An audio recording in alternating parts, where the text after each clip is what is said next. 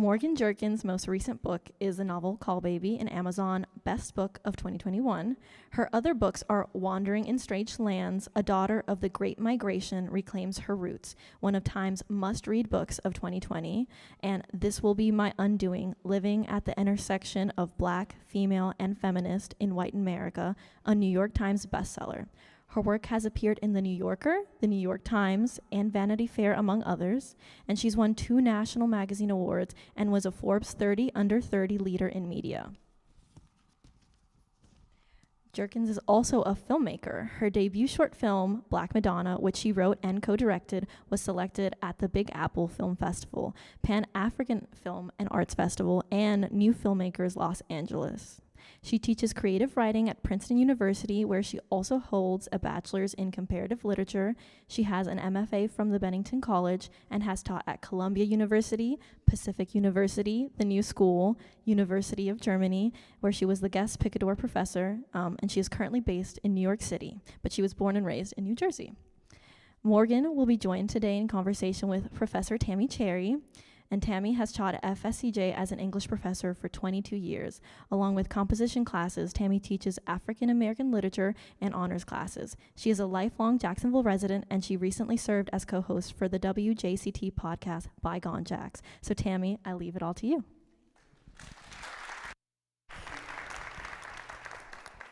Thank you.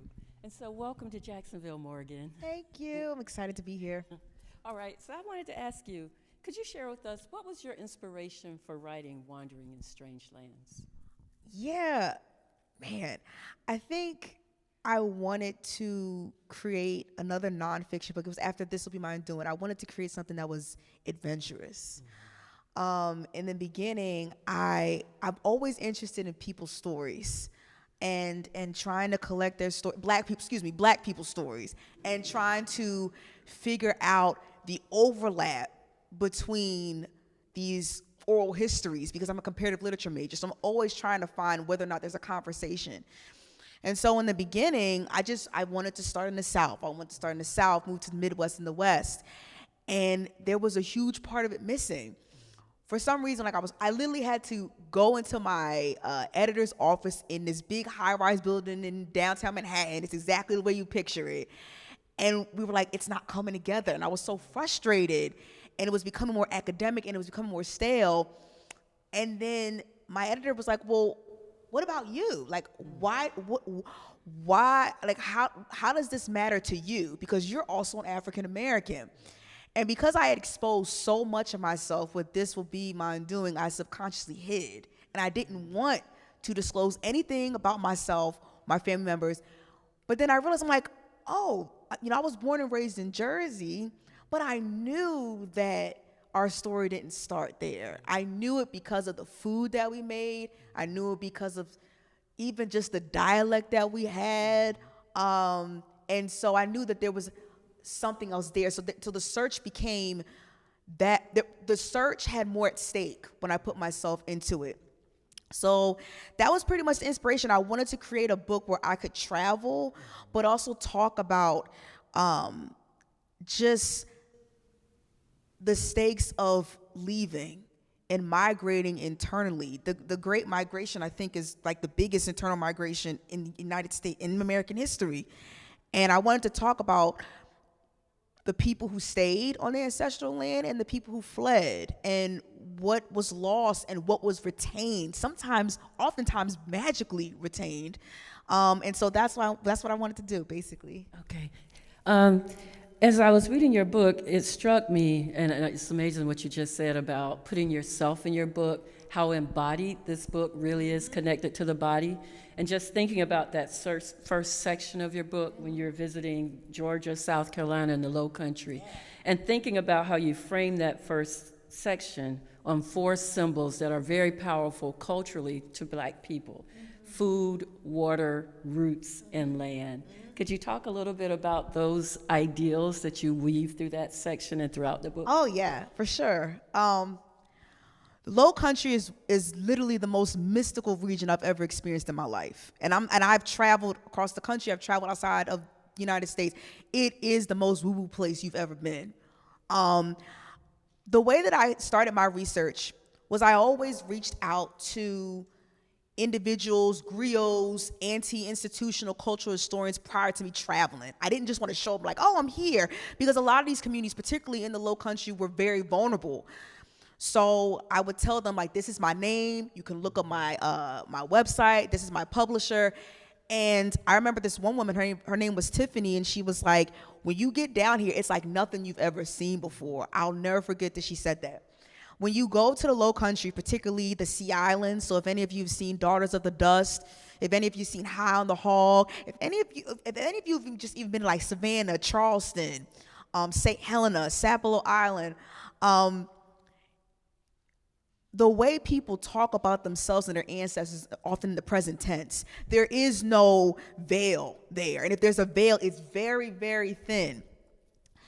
The landscape itself, you'll sit out on like a bank and you'll see these huge trees. It just looks like almost like a fortress. And people would tell me, like, if you go to Sierra Leone or Ghana, it's the same. It's almost like the same landscape. So when I went there, I had an idea of like, okay, I wanted to start there. The reason why I just wanted to start there, because I thought, well, let's begin from my history. I think about the food that we eat and all of the woo-woo stuff surrounding that, like eating black-eyed peas for good luck on New Year's Day, the collard greens for good luck. Well, I found out that actually came from the Low Country, Hoppin' John. And so I was like, okay, let's start there. In the Low Country, there is a sub-ethnic African-American group called the Gullah Geechee people. And it is said that they have retained the highest concentration of sub-Saharan African traditions out of any other sub-Saharan African-American group. Their dialect, the food that they eat, the artistry that they hold, and the fact that, sorry, if this is getting a little bit too nerdy, let me know. But no, you're good. When white slave catchers went to the coast of Sierra Leone and Ghana and all those places, they chose swimmers, and because when they brought them over to the Carolinas and to Georgia, they needed to create these rice plantations. And they needed to create the dikes and the levees and all of that. And it was very, very treacherous work. I remember being out there with a Gullah Geechee woman who said, I'm a 7th generation Gullah Geechee woman. The plantation that my people were enslaved on is literally 2 miles that way. And we went to go visit it. That's how they talked. Very, very, it's like long generations of people. I mean, we sat on a bank, and she said, you see that alligator over there? I said, where? And I just looked, and she's like, you see it? And I was like, where? Where is it? And then it took about a minute and a half, and I finally saw it. And I was like, oh, man, if I had to work out here, I'd be dead. And she was like, many did die because of how easy it was to camouflage. But the interesting part about the geography of these rice plantations is that they were isolated. That isolation made it easier for Gullah Geechee people to retain the stuff that their ancestors had from Sierra Leone and all the aforementioned places. So when I went down there, it was interesting because you have these individuals who are like, our ways are dying. And if you watch Daughters of the Dust, which was made like 30 years ago, it's the same thing. Their ways are dying for a couple of reasons. The islands that they inhabit are becoming huge vacation resorts. So they have to move mainland, climate crises. So the water keeps rising, and for example, sounds really spooky, but a lot of them have their cemeteries right along the water because the belief is when they transition, their soul flies back to Africa. Well, the water's rising now, so all of these graves are rising too. The other problem is the food. So you have the rice, which is everything. Carolina rice, that was them. And when your food is connected to the water and your livelihood is connected to that, and it's rising and it's devastating all these different parts, it's like, how do you retain that identity? Yeah, and it's so powerful the way you weave the personal stories, the mythology, and then you balance it with the more academic sort of sources. So could you discuss a bit about the gaps and the way you see in terms of validating different types of historical authority, not just the written?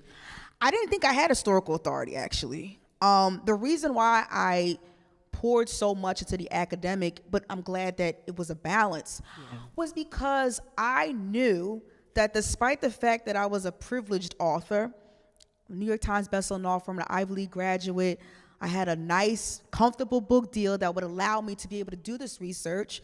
I also knew my audience, and I knew that Black oral histories were not seen historically as valid as books and folios and all these different things. So it was interesting when I would hear someone tell me about the food or about the mortality rates down there, for example, and then I go on JSTOR, and then I'll be like, oh, they're right. But there were oftentimes, particularly in later sections, where I couldn't find anything. And I had these oral histories, I had the recordings, I had the video footage, and there were so many nights during my research where I was like, no one's gonna believe me. Despite the fact that I was there, despite the fact that I knew all these people, despite the fact that this information has been circulating for hundreds of years, I was like, no one's gonna believe me. And so like, I'm thankful that, that it was a balance, but I was really, really careful not to let the academic overtake these oral histories, because especially in the Low Country, they already told me there were so many people that academic scholars or whatever that mined the stories of Gullah Geechee people for their own gain. They would present them at conferences, present them at other elite places, and they would never give them credit. Yeah, and as I was thinking about that, when you're working with cultural memory and personal memory, what are the challenges in doing that? Like, what are some unique, especially some of the older people you spoke with? Oh, because who wants to go back? Because when you go back, it's often very painful. So a lot of times, well, I don't know if you see me, like I'm very short, right? So it works in my favor because, I'm very short. I wasn't coming with a whole crew. And so I put people at ease. I was disarming. And so it would be like a table like this, and I would just put this small recorder, and I'd be like, it's right here. And like, if I need to turn it off, I'll turn it off. And that was it. I'd show them everything. When it came to older people, I just let them talk. Okay. I didn't want to ask too directive questions. I've often found with older Black people, if you just let them talk, something's going to come out of it. And oftentimes they will say it in a way that's so casual, and they're like, wait, stop. Like, what did you, like, you have to make them stop. But yeah, it usually was a thing where I had to use more tape, but they would take a roundabout way to saying something so intense. And I just had to be patient with myself and saying, like, you can't go for the bullseye. You have to go around the periphery, and they'll land on it eventually.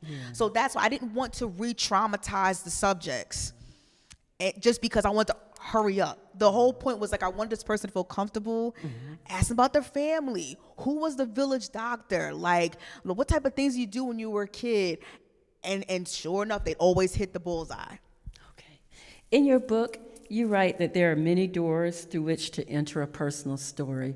Could you elaborate a little bit on that? Yes. So it's not an original thought. There is a person, her name is Carmen Maria Machado, and she is a very well-known queer author, and she wrote a book called In the Dream House, and she's talking about her abuse. And the way she talks about the story or stories is thinking about memory as like an architecture, right? And so there are many ways through which to enter the story. I mean, there's many doors you can go into, and you're gonna get a different vantage point. So I knew that going into this, like, I can go to Savannah and I can say, okay, I wanna learn about the superstitions. I might come out, learn about the superstitions and just the governmental interference on land. Okay. I can enter into this way and go out the back door. I can enter this way and go out the window. And so I knew that even talking to people, Black people, that were maybe within a 4-mile radius of each other, they're always gonna look at a particular angle or should I say, a confrontation of sorts differently. As you're writing the book, I also noticed, along with people being older or having personal reservations about telling stories, it seems at times that there was a risk in telling the story. Oh, man. Yeah. Are we still talking about Georgia, or are we? No, we're talking about. Oh, okay. I'm thinking about okay, Oklahoma, Florida. Oh, okay. So we can talk about Oklahoma. And, so, man, I'm just and really Louisiana. excited about talking about Oklahoma. So basically, I mean, as a black person, you always hear about, oh, my family's got Cherokee in them, right? And you're like, okay, because just because your hair is long or you have a reddish brown undertone does not mean you have Cherokee in them. However, I spoke to a professor named Tia Miles, and Tia Miles is like that girl. Like, if you want to talk about indigenous cultures and African American histories and the intertwining of them, that's who you speak to. She's also a contributor of the 1619 Project. She's had a ton of success. She's just that girl. And I had a conversation with her on the phone. I said, Dr. Miles, you know this story. Is everybody lying? Yeah. They're not lying, because the truth of the matter is, this is what I wasn't taught in school, was that when former President Andrew Jackson forced Native American tribes to move west of the Mississippi into Indian Territory, what we call Oklahoma, it wasn't just indigenous people on that trip, it was African American people. Some of them were owned by these tribes, some of them were fugitives that were accepted into the tribes itself. The 5 tribes, the Cherokee, Choctaw, Chickasaw, Seminole, and Creek, were called the civilized tribes partially because they owned enslaved black people. The Cherokee tribe was the largest slaveholding tribe out of all of them. And they were based in places like Georgia and North Carolina, for example. So if you have the largest slaveholding tribe that owned black people and moved across, west of the Mississippi, are all of us lying about having a Cherokee ancestor? No. So I got in touch with a woman there. Her name is Marilyn Vann, and she led the crusade for Cherokee freedmen, black people in the tribe, to be accepted as Cherokee citizens. Brief American history for a second. When emancipation happened, these tribes were like, okay, so are black people citizens of us, or are they citizens of the United States? The United States came in, and they had something called the Dawes Commission. They said, we're going to start splitting y'all up, because initially it used to be communal land. We're all one here. The United States came in, and they looked at people, and they decided who you were. So you could have a Cherokee father and a black mom, but if one was lighter skinned, they would say, okay, they're on the by blood category. The one who was darker was on the freedmen category, meaning they had no indigenous blood at all. Once you're black, that's it. That's a one-drop rule in effect. The repercussions of that is, in present day, if you are a descendant of a freedman, you have less medical benefits, educational benefits, no stakes in the casinos out there, frequent discrimination. You often can't even vote. So Marilyn Vann was a woman that was trying to fight to say, like, no, we're a part of this tribe before the United States came in and broke us all up. Oh, also land allotments. You don't get the same land allotments if you're a freedman as well. And so when I called her up and she was explaining all this to me, she said, I want you to book a hotel next to me. And I said, okay. She's like, I want to know where you are, because she had a thing where she would not tell people where she was at on Facebook until after the event was over. It was that type of thing. And I remember when I met up with another woman, her name was Lietta. She was a Seminole freedman. We're driving to a protest 3 hours outside of Oklahoma City. And you know what she said to me? She said, Martin Luther King forgot us down here. She forgot us. And she was like, if you were my daughter, and she just trailed off. And I was like, what are you trying to say? She said, if you were my daughter, I'd be scared for you. When I went down there, I looked different. I guess I looked more cosmopolitan because I was coming from New York. We went to this protest. There were white men in white pickup trucks just circling the entire time. She wanted to show me something in the Seminole courthouse. She said there is a literal photo of a black man being lynched in there, right on the courthouse where she sat on the council. She's like, I want you to see it, and I want you to take a picture of it. We went out there, and these 2 other Seminole freedmen, these men were coming with us. And I said, why are they coming? She said, because they have to watch us. She said, one man will come all the way from Wichita, Kansas, to escort her to these meetings because she was already being threatened. We went down there, I took the pictures, and we got out of there, and then there was one car we already saw just like drive past. Mm-hmm. And she was like, we were being followed. Just that simple. When you're hearing stories of these women, like I don't know if you saw Killers of the Flower Moon, of people just disappearing, that's what's happening to these people's families. These people's families, they would say, my great uncle just went out to get the mail and he's gone. Nobody knew where he's at. They had, relatives who've been driven off the road. Sorry, just got a little emotional. Like they got driven off the road. There were people that, black people that knew that if they had oil on their land, they had to leave. Because if someone found out they had oil on their land, they would disappear. Also understanding the history of sundown towns in Oklahoma. Again, I'm a 5 feet tall woman. I don't know how to own a gun. Only thing I had on me was my cell phone and recorder. To this day, like now that I think about it, I'm like, I would have never done it like that. But I had a mission, and when you have a one-track mind, just go. When I had to interview somebody in Tulsa, and I remember he wanted to take me out all day, and we went to dinner. I didn't want to be rude, but I could see the sun coming down, and I was like, okay. So then I got in my car, and I realized the gas was not going to take me all the way to Oklahoma City, and I said, can you please take me to the gas station? Because that's just, you don't want to have conversations at the gas station. So he's like, I'll take you.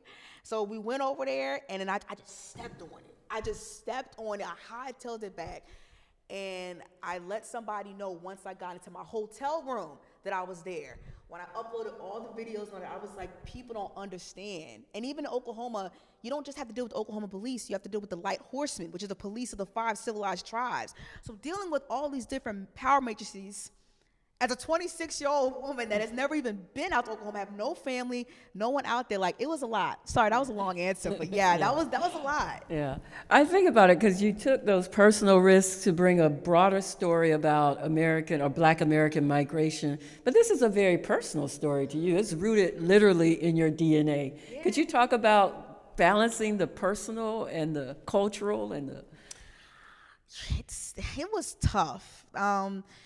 So my father's family is originally from St. Martinville, Louisiana. They're very Creole people. And, when I went to Louisiana, like I knew, let me be honest with you, like I just thought Creole people were light-skinned Black people that didn't want to be called Black. That's literally as someone that grew up in Jersey, obviously I was very ignorant. I didn't understand the deep roots of French influence, Spanish influence, Choctaw influence, African American influence. My dad didn't either because his father ran away from home to join the army. So he never really taught him much. What was the term he used, that Creole? What was the term? That Creole, did he curse? I don't know. I think it was a curse. I think it's like that Creole nonsense, that Creole stuff, something like that. And so, I go down to Louisiana and I meet other Creole people. It's funny because one of the women that I met said, when you come down here, they're going to be able to look at your face and know exactly what parish you come from. And I went to a festival in Lafayette, and this woman, she didn't guess the correct parish, but she got the parish like literally right next to mine, where we're from, St. Landry Parish, just right next to St. Martin Parish. It was weird. But I had never heard of the term free people of color. I thought all Black people were enslaved in this country before emancipation. I did not know anything about people of color being free, people of color being slave owners, people of color owning hundreds of acres of land. Like, I've never heard of that history before. That was never taught to me. American history, like many other schools, is taught in a very binary way. So when I went down there, I had to tell the history, but I was worried because I'm like, I don't want some person to think that I'm trying to reading my book in a very disingenuous way and making it seem like, oh, slavery wasn't that bad. No, that's not what I was trying to say. What I'm saying is that when it comes to survival of people who are the descendants of the slaves, we cannot put ourselves back in 1765 and 1802 and say what they should have done. Yeah. And so then I did research on my own self and my own dad's family, and I saw how deep the lines went there and realized they weren't all enslaved either. And they were not always on the right side of history.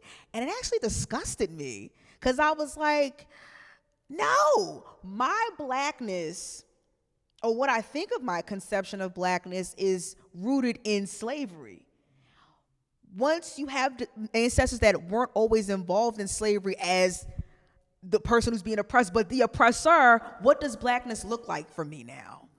And so that was a meditation that I kind of got into, where it's like, now I'm like, what does blackness actually mean? Because for me, blackness meant slave, a calcified position that never changed. When you have people in your family that aren't that, it's like, okay, so then what is blackness? Like, how do you define that? How do you define it for yourself? Have you reached any conclusions? No. The work in progress. I think the most important thing for me is trying to understand, like, yes, I am black, you know, because of history, because of oppression, but also understanding that blackness is not black and white as it seems, in terms of experiences, in terms of appearances, in terms of ways of life. And that's what I wanted to get at, because when I went to Oklahoma, for example, I met very black men that were like, my first language was not English, my first language was Seminole. You know what I'm saying? Or have an experience of, like, I talked about before we started filming, like, I thought black people don't swim. You go to low country, no, we are swimmers. Our ancestors were swimmers. That's why they were brought here in the first place, to create all these different rice fields. Yeah. So that's another unwinding of what I think blackness is. And yeah. Yeah, very good. I think about your story, and I see it as one of you filling gaps in your personal history, your familiar history, but also embracing treasures, some of which were hidden. And I'm thinking now, I think it was when you were in LA, and your mom sent you a box of letters that she had saved from the family of some connection you were trying to make, and you couldn't make the connection, you were about to give up, and she mailed you a box of letters that she had stored in the family. So I was thinking about this idea of all of us have boxes of stuff that I know I have a couple of junk drawers, my husband can attest to this, but where we have pictures and straps and obituaries and all of that. How does that play a role? What is the importance of us in terms of thinking of those not as things that go in the junk drawer, but as archives, as history? I'm about to plug my next book. My next book, Zeal, is it's a novel that's coming out in April. And hey, thank you. Again, I get emotional talking about this because it's like, God, like, we're such a resilient people. After I finished Wandering Strangelands, I was still on this kick of, like, the separation and the unification of black families. But I didn't want it to be academic. I wanted to write about it in a way that's like, we win at the end. And if anyone knows me very well, I'm a sap. I'm very much a romantic. And I wanted to write a love story.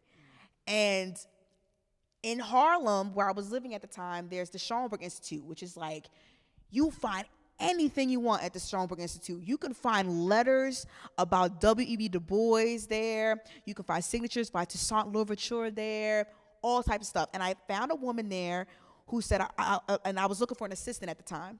And she's like, I want to show you something. And I said, okay. She pulled out a letter, a 4-page letter, February 4th, 1863, by a man named James Tate. And it was a love letter to his wife on another plantation. He didn't write it himself. He had an intermediary write it. But it was it was perfectly intact. It was donated by his family, saying, basically, my master wants me to forget about you, but I just want you to know I have not forgotten about you.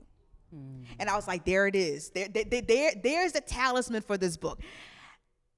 It is so important to save anything we have. Like, I think about the Summer of Soul. If you saw the Soul documentary by Questlove, that archival footage of Mahalia Jackson and Nina Simone, that was found in somebody's basement. Like, it was found in somebody's basement. Any photo you have, letters exchanged, like, we all need that. That is American history. And I think that it's so important for us to retain as much as we can. Diary entries, recipes, sometimes even a skillet. So I have a friend of mine that's like, I had a skillet passed from my Mississippi ancestors for decades. And she's from Chicago. You know what I'm saying? Now, if someone wanted to be scientific and look at all the different seasonings in there, they could probably like find some history in that skillet. But I think that, like, aside from our memory itself, it's what we hold of people that were lost. And so much, unfortunately, of African American peoples and our histories, there's been a conscientious effort in this country to erase our towns, our stories, our people. And so when we, as a collective, hold on to even the most minuscule things, I'm telling you, there's going to be somebody 50, 60 years from now that's going to be happy that you did. Because they're going to find something full circle that they would not have found had you tossed that away. Beautiful. In your book, you quote the following: "There's a power struggle over memory, what we remember, and how we remember it." And one of the ways I see you reviving memory is through the embrace of mythology, African mythology. You have a novel called Baby, right? Yeah. But also in Wandering in Strange Lands, you talk about the myth of the flying Africans. And so could you tell us what your approach is to mythology? Oh, it's literature to me because, you hear certain stories and you're like, where did they get that from? Like woo-woo stuff. Like when I went to the Low Country, do you all remember Ronald Days when you saw Gullah Gullah Island, the father? If you remember that, I interviewed him and he was like, oh, when I was a kid, like you don't point at a cemetery or if you stick your finger in the dirt, something's gonna happen. You don't put your hat don't put your hat on the bed. Yeah. You know what I mean? Or even like I think about how my mom used to say, like, a purse on the floor is money out the door. Like you don't if you're gonna try to move energy, sweep that way. Like don't sweep in this way. Like it's certain things that you do, and the way that I look at this mythology is just like people making sense of the absurdity of their environment, but also when it came to like root work, for example, conjure, it's like you work the earth, you use the earth.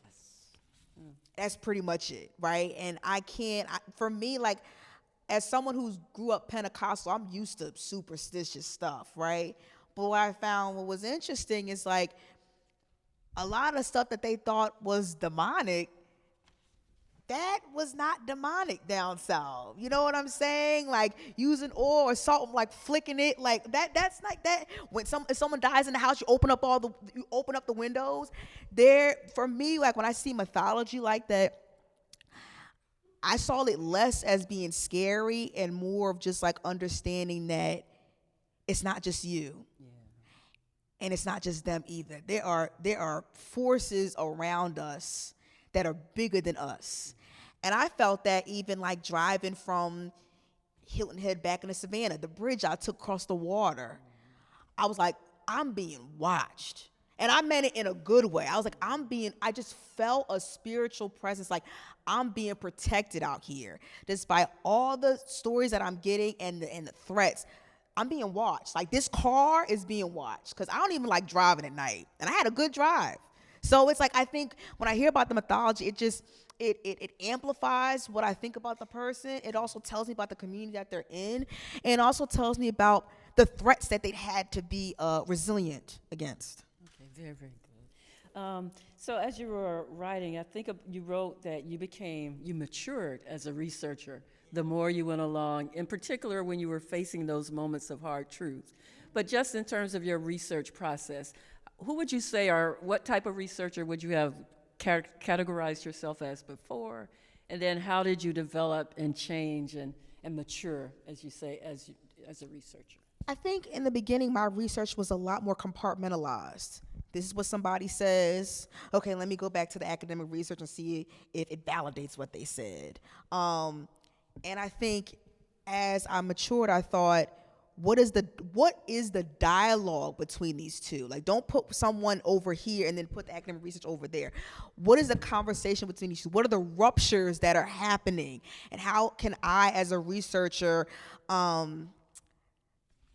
guess? Because the way that I've always liked to write my books, particularly nonfiction, is I'm not trying to have resolution. There cannot be resolution, at least in my eyes. There cannot be 100%, this is it, this is definitive. It can't. I'm looking for all the missing pieces and be imaginative. Like, some of my favorite writers are like Saidiya Hartman, for example. She is a scholar, but she's also fabulous, where she looks at history and she looks at these archival silences is what she calls them when it comes to black people, where you'll look at ledgers and all that, and all you see is a person's name and then how they died. And you wonder, like, what kind of life did they live prior to them being in the belly of the ship? What kind of life could they have? And I think about that because I think that's just important. Like me as a person that's working through archival silences, that's working through book banning and governmental interference of marginalized people, I have to sort of move within the grooves of imagination too, while also preserving and honoring these stories, and also posing questions back to the reader. Like, I wanted Water in a Strange Lands to be a dialogue. I wanted people who are descendants of the slave to look at it and be like, well, maybe I'll go ask my grandma something or my aunt something. Like, I didn't want it to be, despite its tangible form, to be the end. When you turn, I wanted it to be actually very, very fluid. Were there any moments during your research that or travels that had a profound emotional impact on you? Like you're like, I wasn't expecting this. Yeah, like when I went to LA, I don't know how I did this. Like, you never have those moments where you're like, you're so in the zone with a project or whatever, or a performance, and you're like, I don't even, when it's done, you're like, I don't know how I did that. I don't even know what method I used. I had to go to LA because I realized LA geographically was a lot of places where people ended up. Like, it's just, that was the end. They wanted to go to LA in the city of angels, and they thought it was going to be better than where they were in Oklahoma or Texas or wherever. And I got in touch with this woman through Facebook, because a lot of older black people use Facebook. And I just told her who I was, and I said, I was literally in Oklahoma airport. I'm like, I'm about to go to LA. I have certain people I want to meet. And she talked my head off. Like, she was like, oh my God, like, my dad had to move from Oklahoma because I think he got into a tussle with a white guy, and we had to leave. And they moved to LA. And when they got to LA, they got a call from the firefighter department that was just saying that, like, their house was on fire. And it was a whole thing. She said, I need you to talk to one of my friends. And she called up the girlfriend, and the girlfriend was like, I want you to come to my house. And I was like, her house? Wow. You know, because I'm usually interviewing people at libraries and all that. And I'm like, oh, somebody's house. Yay. So I went to her house in Inglewood. I sat down. Her two little golden doodles just like sat by the couch. And she told me that she was one of the first 911 responders that led to the Watts riots in 1965. And she talked about how she was only 19 years old, and she said, I didn't really know much. I already had to deal with she didn't say these words, passive aggressiveness in the LAPD. But to get a phone call that says a police officer's in altercation with this guy, and I'm trying to tell them to stand down, and they don't. And it leads to this, sometimes they call it the Watts riots, the Watts uprising. She said, when I got back home, she said everything was on fire. I had to move my kids into another room because all the sparks was flying off. And she said, I had nightmares for years about that night. So I was literally sitting in front of a legend, I thought. Yeah. Just very, but that's also, I think, it's like the beauty of black people. I'm in this very quaint, cozy Inglewood home with this very nice woman. And she just was like, yeah, I was there. I picked up the call from that officer. What? You know? So, and yeah, and it was, I think that's the part that got me emotional. Another part that got me emotional was, I know I'm about to wrap it up. Was when I was in Hilton Head, there was a guy named Ty who was trying to get his Gullah Geechee food business off the ground. If you've ever been to Hilton Head, it's beautiful, but it's also very strange because there's so many places there named Plantation. Even the gated communities are named something Plantation. And he wanted me to visit him, and he told me the type of intimidation he received. He was like, I've had banana trees dug up from the ground. I've had my security cameras smashed. I've had meetings about my business that were off the table. Nobody took meeting minutes. And the New York Times wanted to excerpt that part of the book. And I was like, okay, well, I wrote it, so I'm going to stand by it. They published the excerpt. The local magazine in Hilton Head or Beaufort County interviewed me, and I just said, yeah, I stand by what I said. And I found out that his business got greenlit. So that made me really happy because I was like, that wasn't the Amen. goal, but it was like, excuse my language, if you got to put fire under somebody's ass and you know, you use your privilege to get excerpted in the New York Times, then so be it. So him and his wife, like, they were sending me these long messages on Facebook, like, oh my God, thank you so much. And I'm like, well, thank you, because I'm a relative stranger and you had a really compelling story. You spent the whole day with me there. And I was like, that's the type of work that makes it all worth it. Beautiful. Thank you so much. Thank you. Yes, a big thank you to Morgan and Tammy for the conversation thus far. We are going to open it up to audience questions right now. So if any of you do have questions, go ahead and write them down on your note cards. And we have some volunteers out there that will collect them, and I will hand them to Tammy. So if you have any questions, please raise them. If you are in this section, please pass them down so we don't block our camera for the recording. But I will go ahead and grab them now.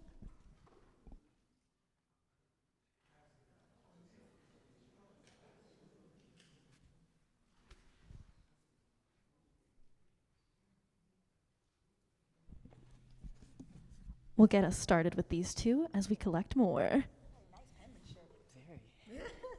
Thank you for sharing your story. My mom is 83, and I found a love letter to my dad when she was 23. I found records of my grandmother and her sisters of them getting married off at 16 to men double or triple their age, like The Color Purple. You have inspired me to dig deeper.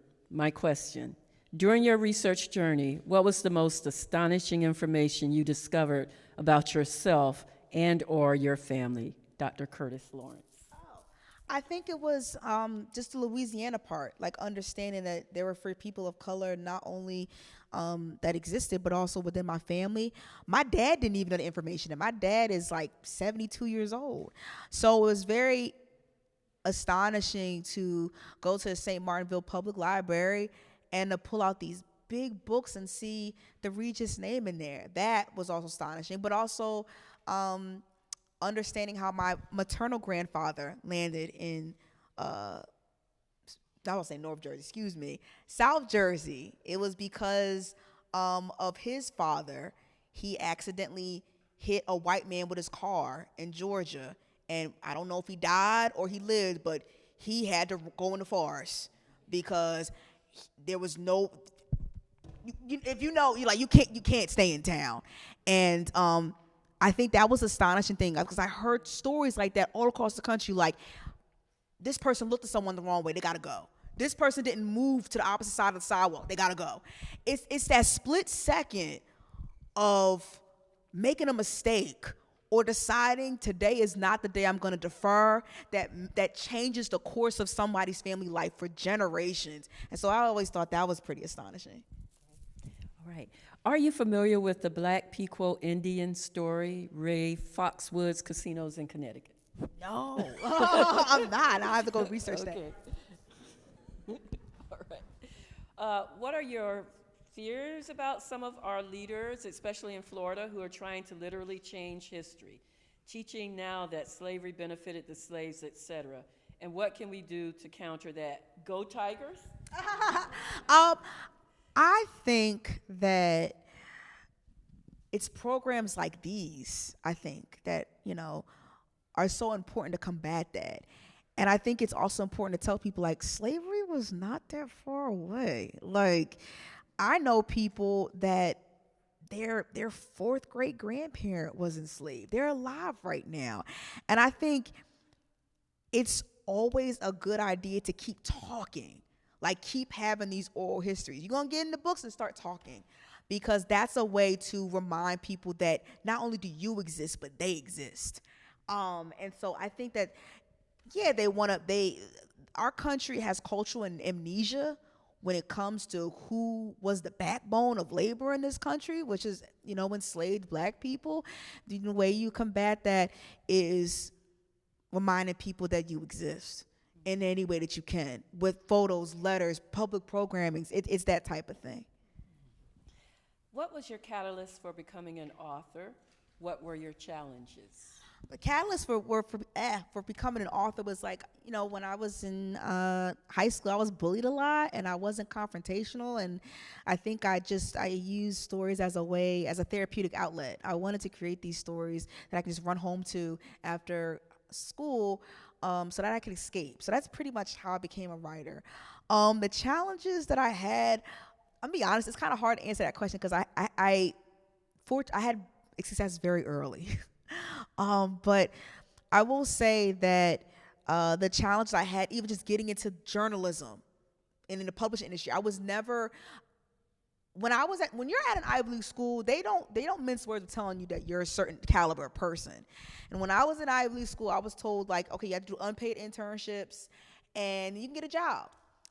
I did unpaid internships. I shook hands with editorial assistants that weren't making more than $40,000 a year, if that, and they were always white. And I could not get a job. And they always say in the job descriptions, oh, 4-year literature degree, love of literature, very, very mild. And I couldn't get a job anywhere. It was not until I started writing online at the start of the Black Lives Matter movement that I was able to get visibility for myself to leverage that into breaking into the industry. Your Amazon bio states that you speak 6 languages. Incredible. How do you maintain these languages? I have a word of the day. Like, I don't know if you have, like, every day I get like word of the day from each of the languages that I speak. Sometimes I listen to podcasts or I watch Netflix shows with the caption on, and any vocabulary that I don't know, I pause it and I just like retain it that type of way.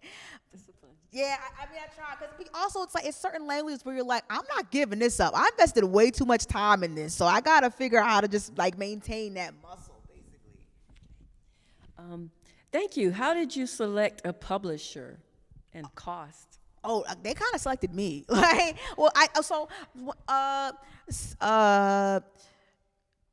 when 2014 happened, I graduated from college and Bad Feminist came out. Bad Feminist by Roxane Gay. The book, if I'm not mistaken, it got 15,000, which is low.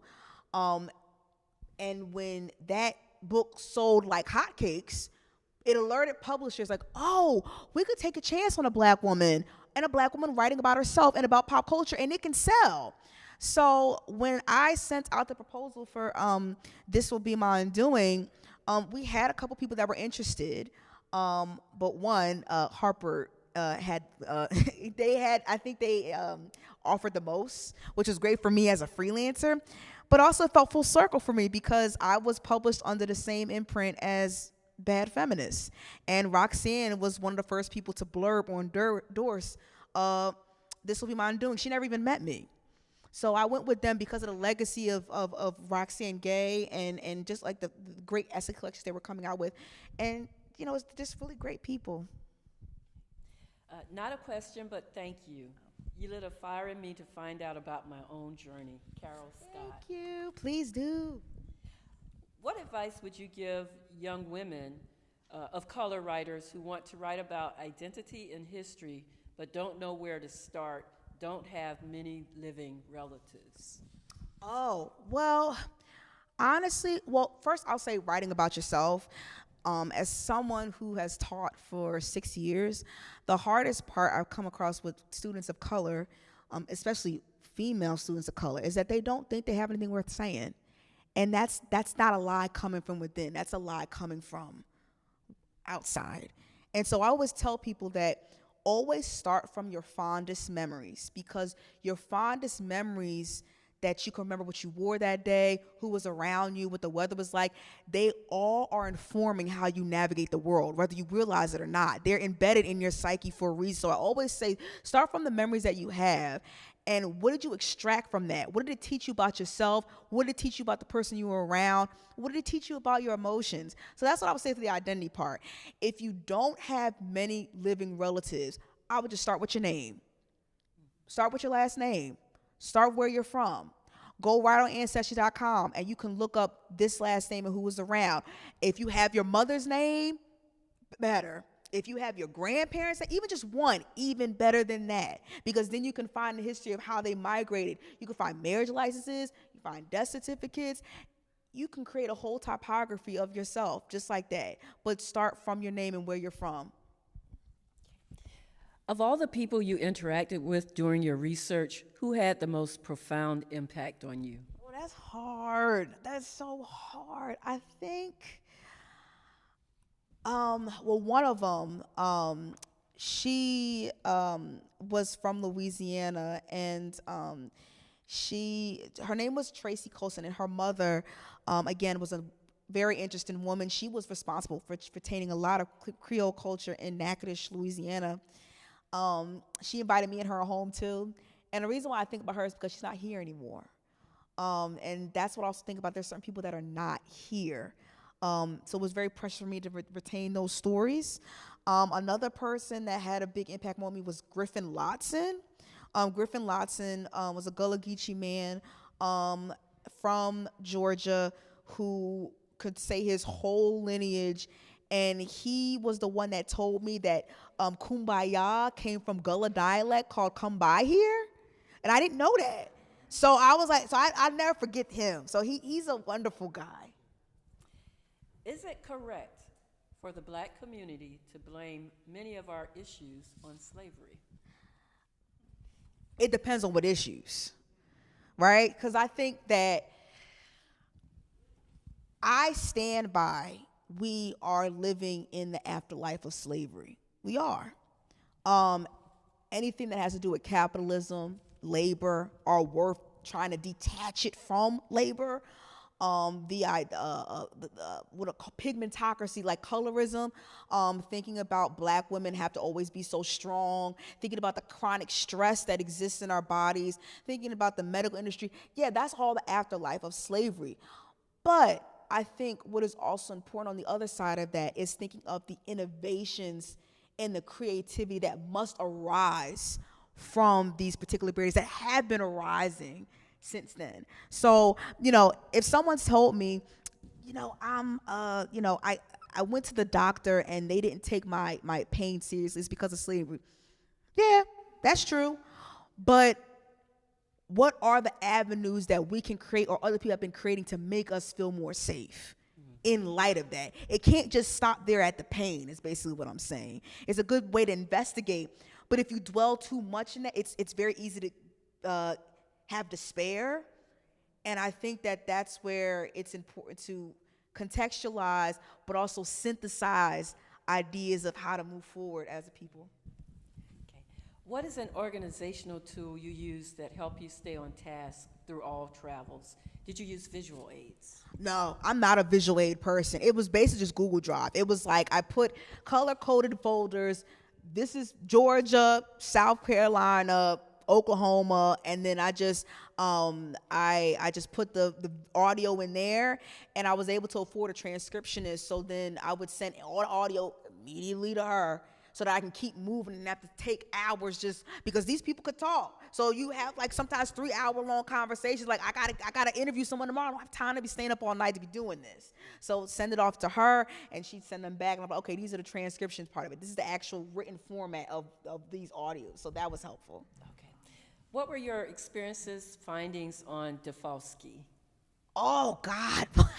So Dafalski was probably like, it's weird, like being here in October, because it was kind of scary. Like it was really spooky. Like Dafalski is an island that you can only access through ferry. It is another one of those islands where you can almost be overwhelmed by the sheer, like just the nature part of it. It's gorgeous. The canopy of trees that are there, the Indian mounds that are there. It's great, but I went there and I wanted to learn more about the island and also about the church houses and the Negro spirituals that have been carried on there, and the food, of course. But also the mythology there is deep. There was not a place where I would want to be sundown, because the stories that they would tell you about, like, for example, Plat Eye, don't Google image of that, but like Plat Eye, for example, like certain spirits in the cemetery, like those were the finds that I had at Dafalski. But like, I would go back in a heartbeat, because those sea islands, there's just so much there. You could spend your whole life there just gathering stories from people. So I loved it. And then, final question. Okay. Does your ancestral background's ability to research Black history and writings inform your political, electoral decisions as we approach a very consequential election? Whoa, yes. It has to. It has to, because it's like, I am a person that can't just look at the present moment. I can't. I've never even been that way before research happened. I'm always like, well, what happened before then? What's the historical precedent of something happening? Because there's always an historical precedent. Always. There's never something, people who have grown up in the church, that whole saying that there's nothing new under the sun, there is nothing new under the sun. So that's why for me, like when I did this research, you know, being in the political time we were in, I wasn't really worried about that. At the time, I was like, I just want to gather these stories, because no matter who was president, there was always some BS happening, right? There was always something going under the radar, right? But yeah, it does inform. I think about the historical implications of being Black in America, and it does inform my decision for sure. Thank you so much, you. Morgan. Let's give her a hand.